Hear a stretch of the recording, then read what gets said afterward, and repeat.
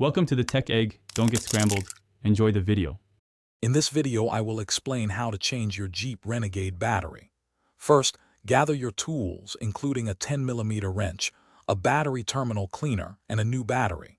Safety is paramount, so always wear protective gloves and eye protection. Before you begin, make sure your vehicle is completely turned off and the parking brake is firmly engaged.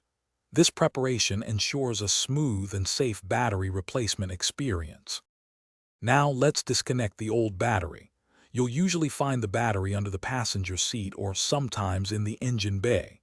Using your 13mm wrench, first disconnect the negative terminal, which is often marked with a minus sign. Next, carefully disconnect the positive terminal. Be sure to avoid touching any metal parts with your wrench. Finally, remove any clamps or straps holding the battery. With the old battery disconnected, it's time to remove it. Be aware that batteries are quite heavy, often weighing around 40 pounds, so lift carefully.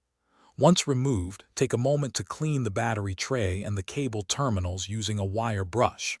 This ensures a good connection.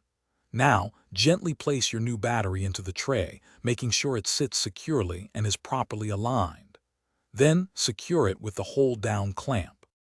Almost done. Now, let's connect your new battery.